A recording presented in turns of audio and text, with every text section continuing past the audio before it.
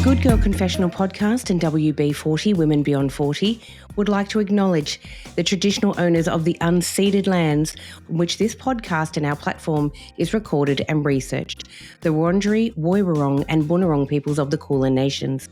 We pay our deepest respects to their elders, past and present, and we pay homage to their ancient culture of storytelling. Hi, welcome back to the Good Girl Confessional podcast. I'm your host, Sandy Lowries, and the Good Girl Confessional is proudly the podcast of WB40, Women Beyond 40, a platform for women 40, 50, 60, 70 and beyond.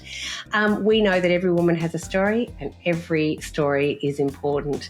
I am really excited today to have in the studio an incredible woman. Her name is Rochelle Courtenay, and she's the founder of Share the Dignity. Share the Dignity started out as an organisation supporting period poverty and collecting sanitary products, period products for women and girls, anyone really in need, and it is now expanded. They have a campaign that goes on every year. It's called It's in the Bag. We're going to be talking about that today. It's a really important program that you can support and help. And it is happening every year between 15th of November, 1st of December, in conjunction with their partners, Bunnings this year. It's so incredibly important for women and children who are leaving domestic violence situations.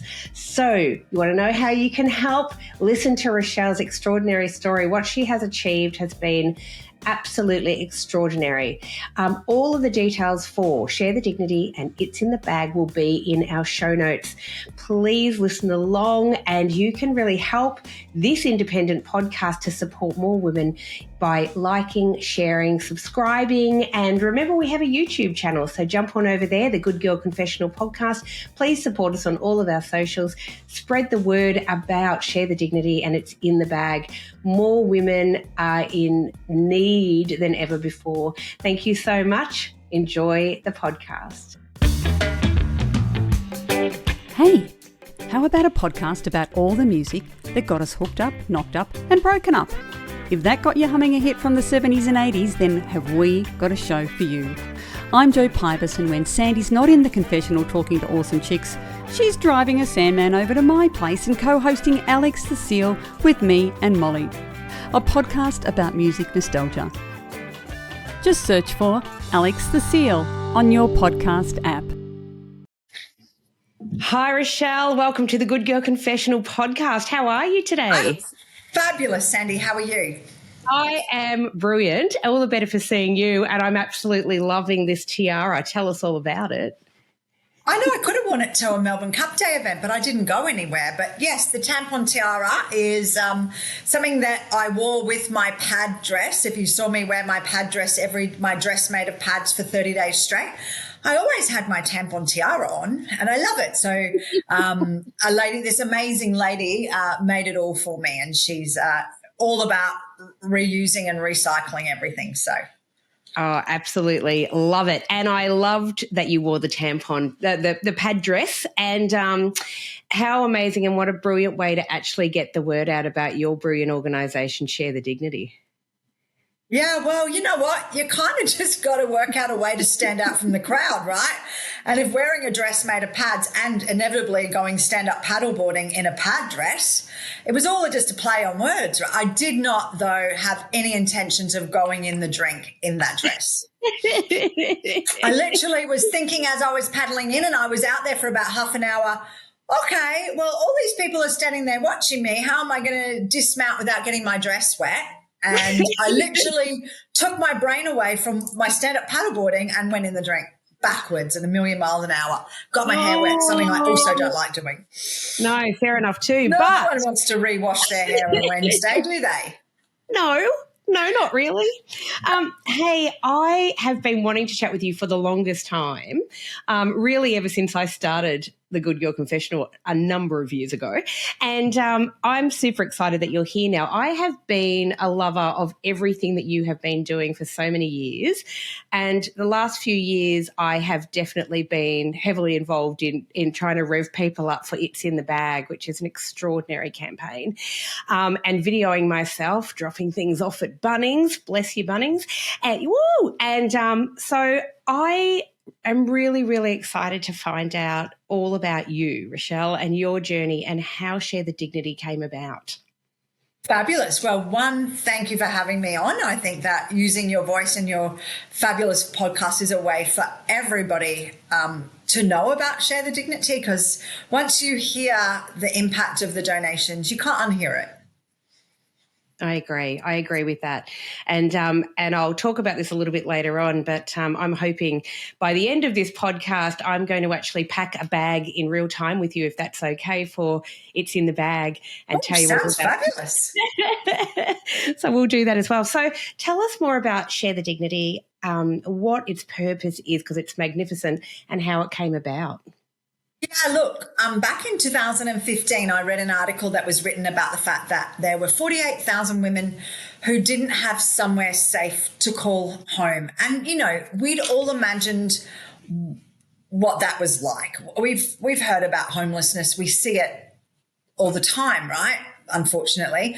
But what I read that changed me forever and Australia forever was that they were using socks and newspaper and watered up toilet paper to deal with their period. And I just had a moment that I was so embarrassed that I'd never thought that that was a problem for anybody, right? And I grew up not in a wealthy home, and, you know, there's been many times in my adulthood where I've counted 5-cent pieces to go and buy bread for my family, but I've never been without period products, and I never thought that anyone did. And so I was really deeply embarrassed that I didn't know that that was a thing. When I Google searched it, it wasn't actually the first article to ever be written about it. And I thought, how do you just jog on after reading something about that? And it was really impactful. And at that stage, I had my own personal training business, and I asked all my clients to bring me, and they were all females, 30, 40, 50, some in 60s.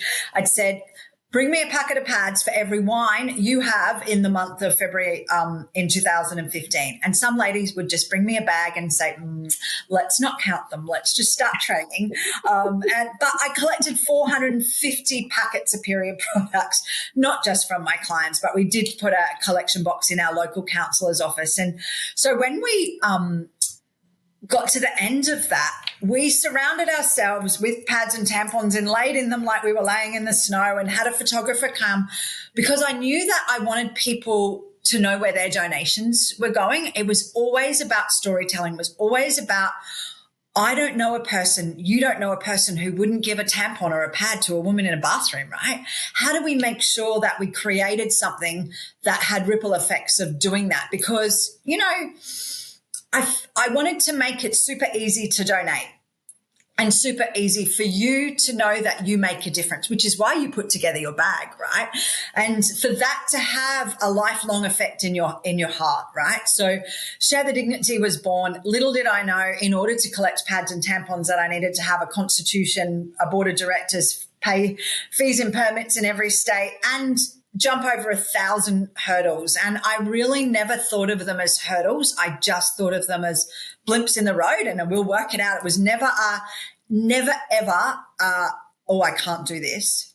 It was just, oh, I'll go around that hurdle because I'm not actually sure how to do that. And I always use the analogy of we were just building a house and we needed to have the foundations. And, you know, now, you know, nearly 10 years on, we've collected 5 million packets of period products. We've advocated to see the removal of GST on period products. We've brought about the bloody big survey with 153,000 responses. That data has been a game changer for Australia, but also for the world. So, which has then had the ripple effects of advocating to ensure that no girl misses out on an education, because now in most states and territories, there is provision of period products in every high school, and in some states, primary schools, in some states, TAFEs. We've got a lot of work to go in that space. But instead of just addressing period poverty, which is what we started out with, we're really looking more at menstrual equity and how do we live in a world where we've removed that shame and stigma and we've educated appropriately, and there is provision of period products in workplaces, sporting grounds, everywhere that somebody may need access to period products. I think that's epic. What you've done is absolutely epic, because I think that that's one of the biggest things, and I've talked about this a little bit myself, is this notion of shame around what is absolutely a normal biological thing. Anyone who's got a uterus is going to have a period, and we all bleed and whatever. Not so much me now, because I'm now in menopause, right? I shout that from the rooftops as well. But it's so vital that we start having these conversations and eradicating the shame around it. There is Absolutely. nothing. Even menopause, right? If I look back when I had my hysterectomy and we shared the story, people were like, oh my God, you're starting to talk about this is what happened to me. Women want to help women. Right? It is a fundamental piece of our DNA.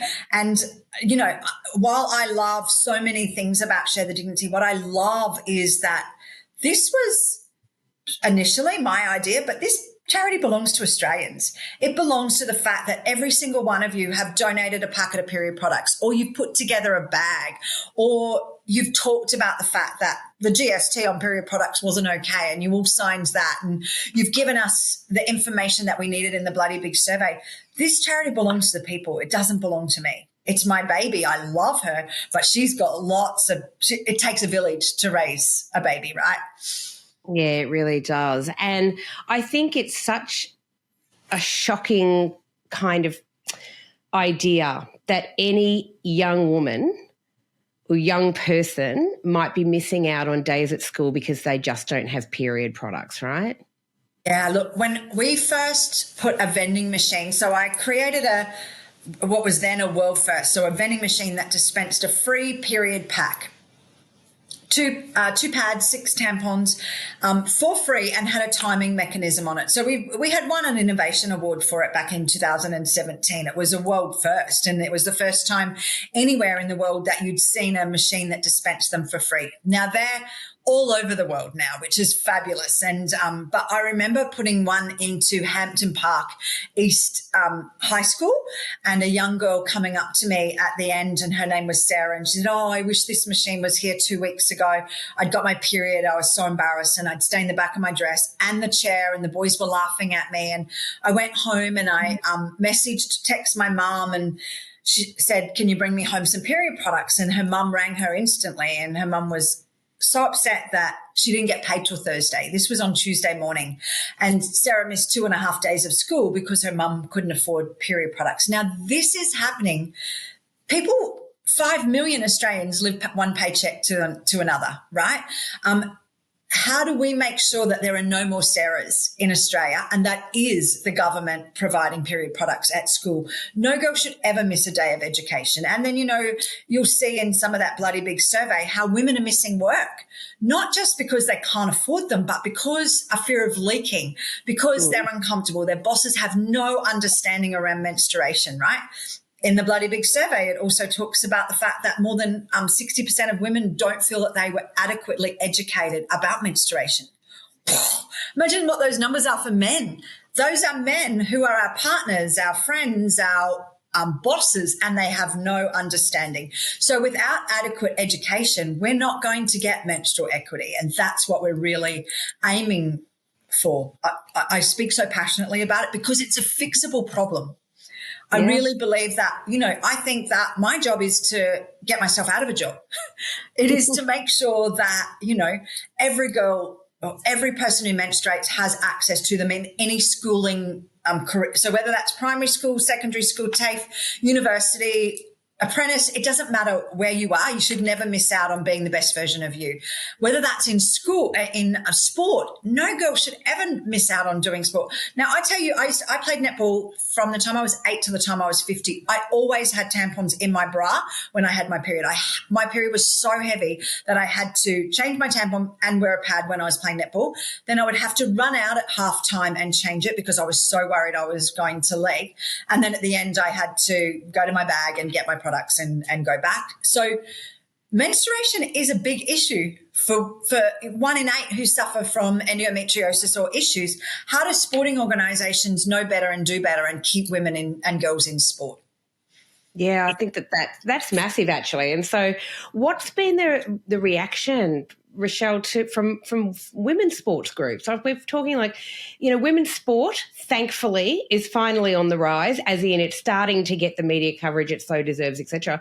Has there been like a lot of support from sporting clubs for what you are doing?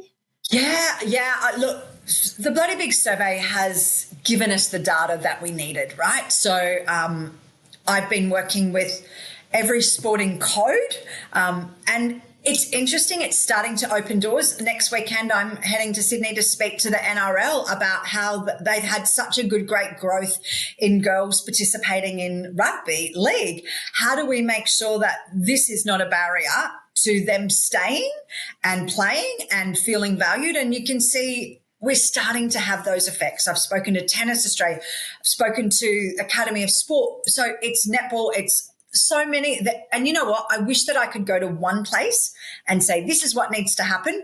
The problem is that, Susie may be playing rugby at Brighton Oval, but the club does not own those toilets. So we have to also work with the council as well about provision of period products, a bloody sanitary bin, right? So that's not actually even a norm in toilets. And I don't understand that. If you can turn the light on in a bathroom or there's running water, you should have a sanitary bin there as well as provision of period products, but that's not always going to be the case. So, for us, we're coming up with different solutions. Like behind me is a portable dignity dispenser, which doesn't need to be plumbed into the wall. So every organisation should have one of those. And when they're going to play at that bathroom, they put them in there. We do have solutions. It doesn't matter if you go to Woolies and buy period products and put them in the training bag. It's about having the provision of them. It's about training the coaches, because I can bet you young Ruby, who's 12, is being trained by Susie's dad, who's given his time. He is a volunteer, but he has no understanding around menstruation. So we now on our website have a education hub, which has got a downloadable flyer for the dad in the know. What do coaches need to know? A bro in the know. What does a brother who's got a sister who's going through menstruation need to know in really simple kid terms, right? So that information never existed. And yet here we are. We're filling the gaps of what wasn't around for a very long time. And, I see now all of the work we've done in the last 10 years, we're now seeing organisations who are starting to profit from the work that we've done. Wow, that is epic. Who weren't there to bloody help us when we needed it, but now they can make a profit from it. Right, they're all coming out of the woodwork now. Absolutely. Exactly right. And you know what's fascinating to me? I worked for I won't say who. I worked for an all-female organisation. Great organisation. But really interesting was that there were no period products in the bathroom. All women, and no period products. And this occurred to me because, as I said, I'm in menopause, and a young woman was going around asking everyone, has anyone got a tampon? Has anyone got a tampon? And that's when it hit me that I thought, we're an all-women's organisation. How do we not have period products readily available in the bathroom so women don't have to go around asking for products? Yeah. Because she got her period, she didn't have any in her bag.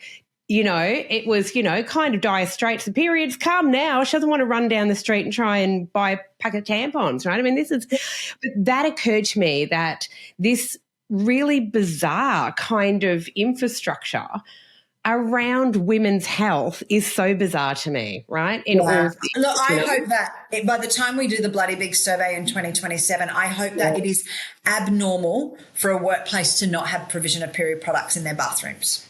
I hope so too. I just think it should just be such a normalised. Absolutely. Thing. Absolutely, and I do think it's like really important for women my age to be holding that torch for the younger women coming behind us, because we suffered. There was none of this around. There was nothing like Share the Dignity around when I was growing up, As a teenager in the 80s, you're wrapping your jumper around your waist, and as you said, you're using a tampon and a pad and praying and wearing your sport shorts. under your school dress and praying every day that you didn't leak. You know, this was a reality for most young women. So I think what you're doing is incredible. I wanted to really chat with you about so much, but about It's in the Bag. Tell us about how It's in the Bag came about, because it is absolutely phenomenal. Oh my God, it is like my favorite child. And I know you're not meant to have one, but I absolutely do, because it brings me lots of joy, but I know it brings everybody joy, right? It's so nice to put together a bag, and it touches so many people. But let me start by sharing how it happened. It was raining in Brisbane. I live in Sandgate. I've lived in my same suburb all my life. I had a chest of drawer full of handbags, and to give you the story, I had worked I'd done a contract with a handbag company from America. So I had all these sample bags that I was given, and I probably used them, but I saw them sitting there. I cleaned out my bathroom cupboard, and in that bathroom cupboard was an array of things that I'd been given that I never ever used. And I just started to put everything into a bag, and I did 4 bags, and I knew that there was a shelter. So it was 2015. It was the same year that I had started Share the Dignity. And I took them to a DV shelter that has these young women. There was only 4 women there, thank God, because it has got 5 rooms, and everyone is under 25, escaped domestic violence, and has a child, can have up to 2 children. So I took these bags to them on the Sunday afternoon, and you should have seen their faces. I was like Santa Claus to them. One girl in her bag had these little yellow earrings that somebody had given me, and I don't change my jewelry, but anyway, and some bracelets. And she sat there and told me this story about how she had grown up in foster care and been through about 20 different homes in her lifetime. And the last present she had was from her mum, who actually took her present back after Christmas to get the money back. And the look on her face with these earrings and this bracelet was something I can't even explain, right? And I've now heard thousands of these stories. And I just think if everybody could put together one bag, you have no understanding how much that bag means to somebody else. And that is the absolute joy of It's in the Bag. I think it's more than just the things. It's hope, it's love, we've got you. We've got you, and somebody cares about you more than the structures of giving you a safe home and all of those things. And I know, I know for sure that Share the Dignity is only one small nugget of all of the organizations that have got to wrap around the women that we're trying to help, right? And, with or without us, they'll be okay. But with us, it just gives them that extra little spark in their step. And we all deserve that, right? Yeah, we really do. But I have been that child who was raised by a single mum who left a pretty awful situation. We didn't have any money, and I remember that, and I remember the kindness of other people and friends of my mum turning up with very simple things like, here's a bag, honey. I remember someone giving my mum a purse, and my mum burst into tears, and it was just, there was no money in it, but it was a purse that she could put a driver's license in, right, and just feel a little bit normal. And she cried, and I couldn't really understand at the time why my mum was crying so hard, because, it was a nice purse, but it wasn't like the most epic purse.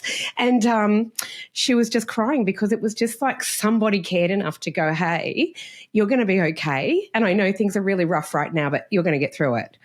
And I get really emotional. So when I, first heard about Share the Dignity, for me, this was such a revelation. I just think what you've done is so extraordinary, and it means everything, I think, to so many people to receive. It's not just a bag, it's a moment of hope and kindness, right? And I think that's what's so epic about it. So oh my God, I applaud you. You are bloody epic. And as you said, and, but again, I'll go back to, I don't believe there's a person out there who wouldn't just put together a bag and know what that impact is. And, like your mum getting that purse, it just meant that she mattered, right? Yes. That's what you're doing, is you're putting together a bag and telling somebody you matter. you're never going to meet her. Like, I always wake up on Christmas Day and I just think about just one person who's going to get that bag and how that bag could change their life. And, you know, it's just such an easy thing to do. And I was talking to somebody yesterday. If it ain't easy, it ain't happening for most people, right? So Yeah, I've always, filled all of my time with being busy, right? So if it's not simple to do, which it's so simple to pick up a packet of period products when you're getting your groceries at Woolies and donate them. It's easy to volunteer because we've made it as simple as possible. It's easy for the charities to come on board. Everything has to be super easy and time efficient for people to be able to do it. But I think that the most beautiful thing about It's in the Bag is that you never know who that bag is going to go to, and you never know the impact. And I can tell your listeners, go to our YouTube channel because you will see some of the stories of the women that we've been able to help. And it's so, I always say it's so brave of them to put their face to having received a bag. And for lots of them, they wait until they are in a safe place, and they reach out to us and say, I want you to know that I got a bag and this, and I just cry. I cry every single time. And I just think about how lucky I am that I was able to start something that is about to collect the 1 millionth It's in the Bag donation. 1 million times that somebody's got to feel loved, respected, wow, joy, I love that. Congratulations. It's really humbling, right? That's kind of mind-blowing. Well, we have to get there, right? We have to get there first. So I need 85,000 bags this drive. Okay. So I need people to know that while I need 85,000 bags, the charities are looking for 150,000. So I'm not meeting the need of the community, but I can only do the best I can. And all I can do is keep talking, keep rallying people to help us. Oh, God, this is amazing. And, I saw you put the call out earlier this year, and I've been sharing your videos, and I'm sharing everything on Instagram and everywhere I can, Facebook. Basically, we all know there is a cost of living crisis going on in this country, and we know that more and more women, girls, and people are going to be impacted, and that for some people, what should be a fundamental right, which is sanitary products, period products, is basically going to be out of their reach, which is just infuriating for all of us, right? So it's so important this year. And I guess this is why I really desperately wanted to have you on the podcast now, before It's in the Bag, before the campaign, while the campaign starts. So It's in the Bag, brilliant, because everyone's, just to break it down so everyone knows, it's very, very simple, as you said. So basically, people can just go out and buy a bag or donate a bag that they already have, and then go along to the supermarket or wherever you buy your period products and things, and buy some essential items that women might need if they are escaping, domestic violence, or they're in need. And you put those products in the bag, and then you take it off to any Bunnings store around Australia, and you drop it off between November the 15th and December the 1st. Is that right? No, yes.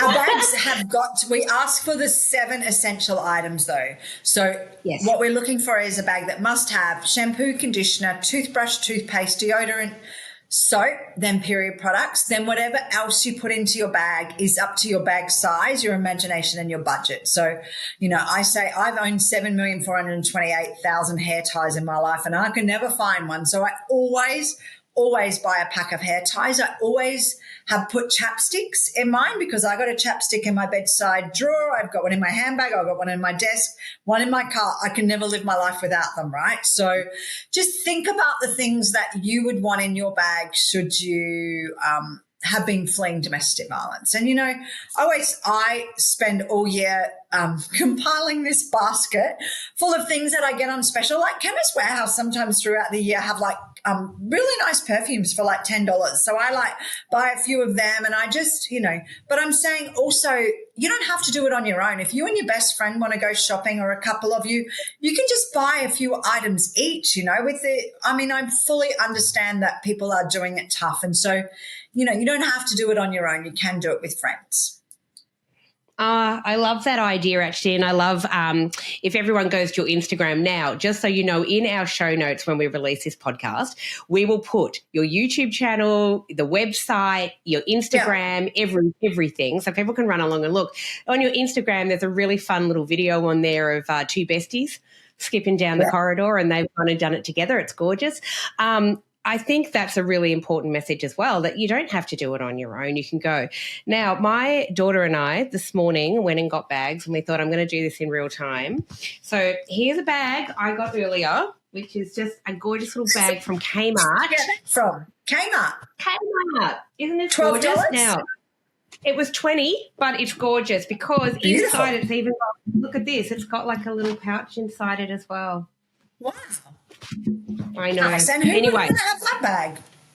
Right? It's gorgeous. So we got two, got one each, but I just wanted to show some examples of things that we're going to put in ours. So as you say, shampoo and conditioner, must-haves. Everybody needs them. We did get deodorant, roll-on.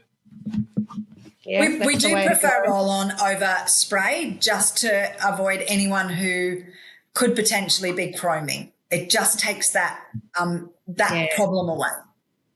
Yeah, that's great. It's you know, and if you, when people go to your website, you have very cleverly listed products that you need, products that are important, and you've also listed things not to put in the bag. So that's important as well.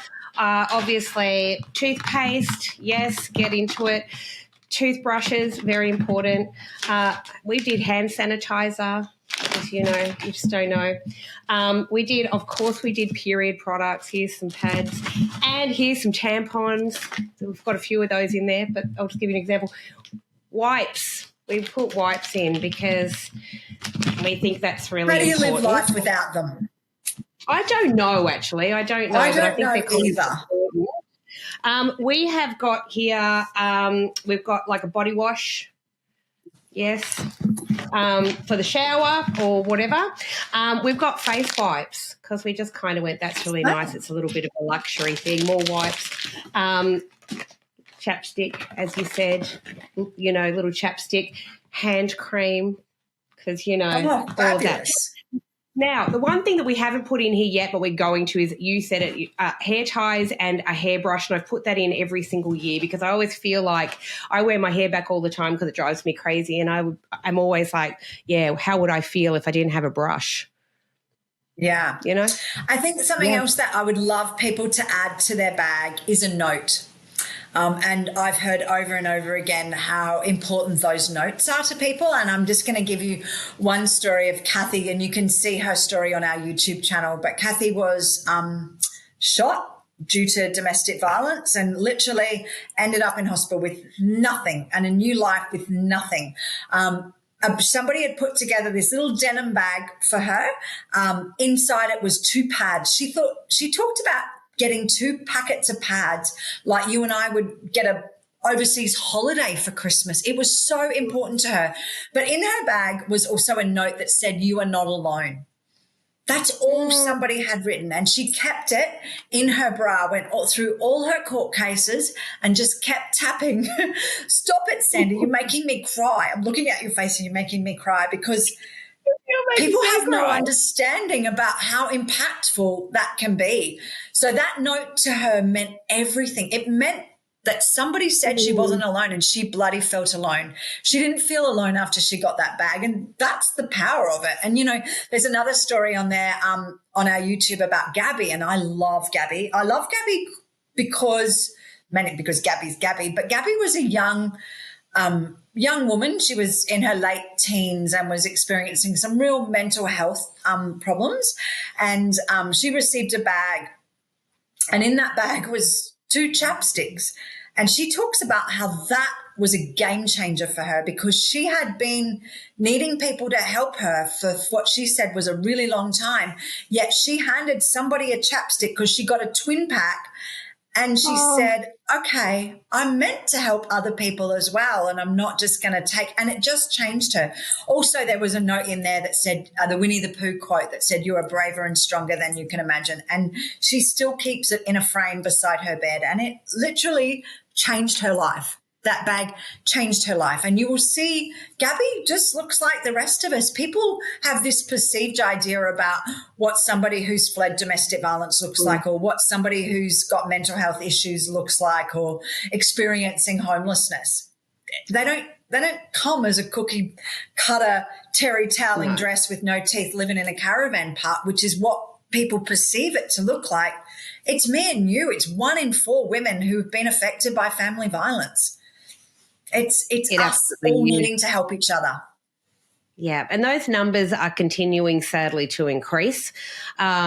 And so this is why your message this year is so, so important. We need to get it out there that you are in need of more and more and more of these bags and these products than ever before, because more and more women are finding themselves in such a shitty situation, fleeing, trying to get themselves out, trying to have a better life for them and or their kids if they have kids. It's really important. So something else I really wanted to get the message out about as well is that you do these bags for women. It's so beautiful, but you also do mum and baby packs, and you also are encouraging people to do packs for teenagers. So tell us a little bit about that. Yeah, so we do just a women's bag. Then we also do a teen bag, and that was, early on when I was talking and we were giving out women's bags and they were using them for teens who were in services that needed help. So whether that was they'd, tapped out of that youth system of what do you call it? Not adoption. What is it called? Oh, my God. Hello, menopause. Like fostering.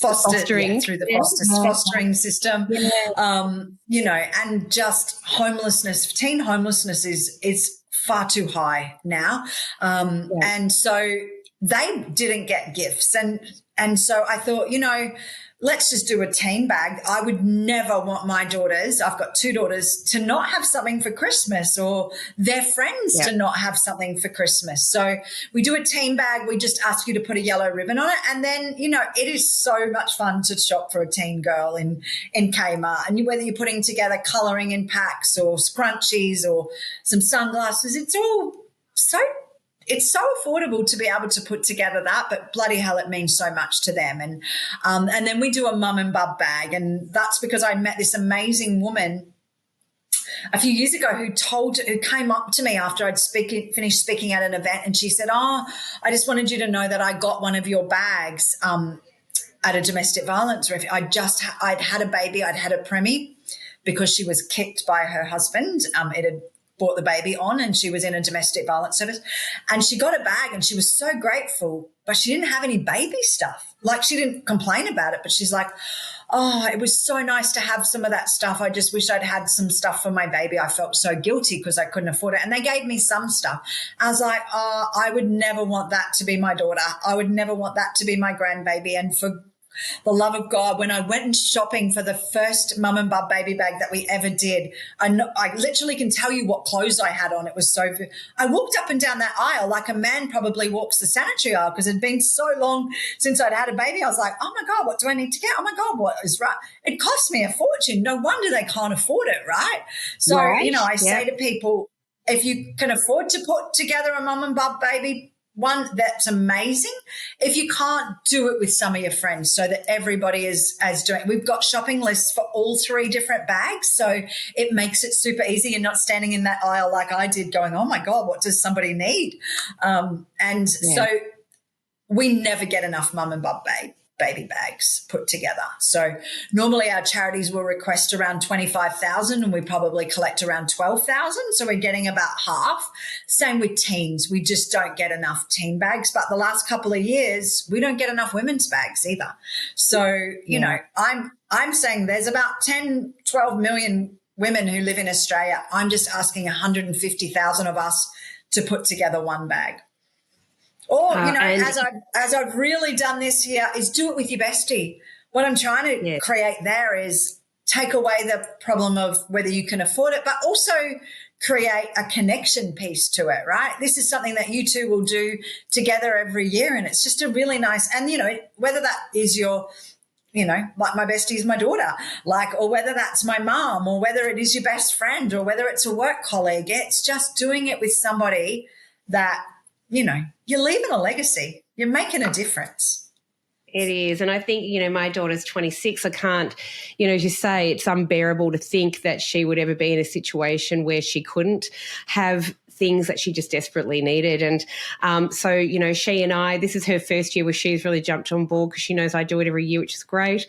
And she wanted to buy a bag, and she wanted to do this as well this year, which is so great. But as I was buying these 2 bags as we were coming through Kmart, the woman who worked at Kmart, the checkout lady at Kmart, said, "Wow, you really love a bag." And I said, "Well, let me tell you what it's all about." And I was standing there telling her about Share the Dignity and it's in the bag and how easy it is, and you just go to Bunnings. And she goes, "Any Bunnings?" I'm like, "Any Bunnings." She's like, "This is amazing." I show her the Instagram page. I'm not even kidding. The lady behind us then says, "This is amazing. How do I not know about this?" I said, "Well, now you do, and now you've got to go." And I said, "Now you've got to go and tell all your friends." The biggest thing we can do here, I think, is you've got to spread the word, right? Got to spread the word. This is what, you come away from this podcast, all I ask you, even if you can't afford to put together a bag, is to use your social media voice and use your voice to tell other people about it, because you never know whether you're going to be standing in the line like you at Kmart, and now 2 other people may put together a bag. That's 2 people who will be spending Christmas in a domestic violence shelter who are going to get a bag that may otherwise not have got a bag. Exactly. And I was telling them about the teen bags and the mum and baby bags because the lady who worked at Kmart said, "Oh, I'm a grandmother. I've got a new grandbaby." And she, she got very emotional because she was like, "Oh, I can't imagine there's people. How many people do you think are out there who need this?" And I said, "So many, countless amounts of people. And we just need, every little thing that you do helps someone else." And I just think it is really putting the word out. I know for a fact I'm very lucky to have a brilliant group of girlfriends. I know a lot of them are actually really heavily involved this year. They are making bags. They are going to be dropping them off at Bunnings. And, tell us how this came about with Bunnings, because how epic that Bunnings got involved with this. I just love it. Bunnings are bloody legends. I love working with them. So back in 2015, when I come up with the idea, I had no infrastructure in place. I am the person who will put the cart before the horse all the time, right? I don't see problems. I just see solutions, and we'll work out the other bits along the way. So the first year we collected 23,000 bags. They got dropped on our verandas. They got dropped on volunteers' verandas. I actually thought about the campaign before I told anybody else and thought, "Oh, this would be a good idea. Let's just do this." Anyway, so that's what happened in 2015. In 2016, we had some a little bit of infrastructure in it. It wasn't even just me who was doing the social media. I had other people, volunteers on board. And we collected that next year, 110,000 bags. So we went from 23,000 to 110,000. It was unreal. But we had Terry White Chemist on board. We had some Fernwoods. We had politicians' office, some hairdressing salons, some beauty salons, but 110,000 bags is a massive amount of bags. And bags are different to period products. You can't just put them in a collection bin and they don't take up that much space, right? They take up a lot of space. So I remember Brazilian Beauty at Clayfield. I picked up the night before a whole front reception room of bags. They filled my whole car. Back then I had a RAV4 and I knew that I could carry 180 bags in that RAV4. And so they rang me the next day, and I had a full-time job for the first 5 years of Share the Dignity.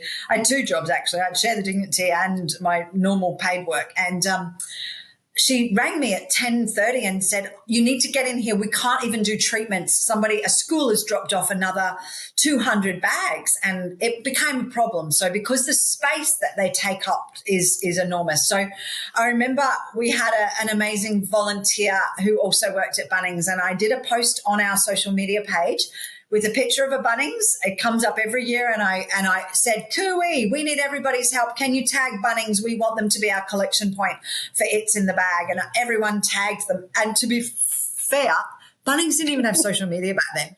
So, but it got to the head office, and head office contacted me, and we have been working together ever since. So they are absolute dreams to work with. What we wanted, everyone knows where their Bunnings is, right? We needed to have a place where there was enough space to hold a pallet of the bags. And you know, our commitment to Bunnings is that we would have volunteers go in 3 times a day over that period, so that there's never a workplace health and safety issue, that people are not worried about whether anyone's stealing them, because we're taking them away and checking them and so forth. We have, you know, nearly 6,000 volunteers around Australia, which I'm telling you, we could never have enough, because every single bag is checked. Whether the bags are donated in Bendigo or Brighton or Ballarat or Broome, they stay in that local area to help your local women. So I think that's a really important factor as well. But yeah, working with Bunnings is an absolute dream. Amazing. And we all love our Bunnings. So I'm just going to put it out there. When you drop your bag off, you know, you can get a snag and you'll be supporting another charity on top of it. So it's amazing. Do it. And drop Bunnings a bag and grab a snag is my motto for It's in the Bag time. Drop a bag and grab a snag. I love it. I'm going to be using that. The other thing that people can do, as you so rightly said, if you can't afford to do a bag, and that's okay, right? Volunteer. People can volunteer to help you, and jump on the website, find out how you can volunteer, because it's really important. That's equally as important as doing these bags, because people checking them, you know, that's really, really important. So if that's what you can do, that's amazing. Jump on board and get on the website. And also the other thing that I always encourage my friends to do is film yourself putting a bag together, put it on your socials, and then tag Share the Dignity and hashtag It's in the Bag, tag Bunnings, tag everybody, get it out there, because that's how you spread the word. And as you know, you've got this wide reach, but as I found out in Kmart, there's still people who don't know, but they need to know. Everybody needs to know.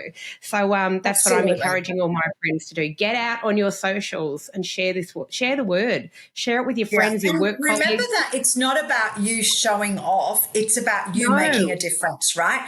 If one of your friends sees that, they're like, oh, what's that? And like you just said, there are millions of people in Australia who do not know about Share the Dignity. And when they know that they can have such a profound impact on somebody, why wouldn't you do it? Oh, absolutely. Why wouldn't you do it? And as you say, there's lots of ways that you can help. Now, throughout the year, It's in the Bag, brilliant campaign. This is really happening from the 15th of November through to December. Is it the 1st of December? I think it's the 1st. Yeah. 1st of December is your drop-off times. You have to drop your bags off at Bunnings by the 1st of December. But throughout the year, so next year as well, I'm sure this will be happening, you have drives as well where people can just buy products and donate them to Share the Dignity, so period products throughout the year. In March and August. So our collection boxes go out in every Woolworths store in March and August. If you're a business and you'd like to be collection point, we also have a link that you can fill in those details on our website. If you're never going to get to Bunnings and there's some blokes who are out there and going, oh, I'm not doing that shopping, you can just donate the dollars and we will put together a bag for you. Wonderful. I love that as well. So on the website, you can see the bags. It's amazing. You can donate money as well. And look, we all know, as you so rightly said, Rochelle, we know a lot of people are doing it tough. But, you know, organisations like yours are just asking people to do that little bit that you can, whatever that may be. If you can just buy one packet of period products and donate throughout the year, it makes a massive difference. And as you so rightly said, and I think this is brilliant, keep a basket at home. And honestly, when things are on sale, grab a few, keep collecting them. And then, you know, come March or August, you know, you'll have a whole lot of things to donate.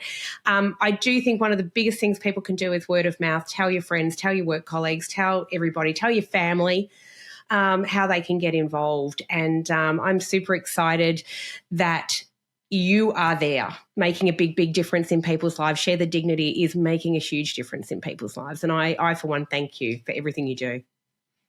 Thank you so much. You're amazing. And all you beautiful volunteers are amazing, and all you people are amazing. Well, it's everybody, right? It takes all of us to make the world a better place. It certainly does.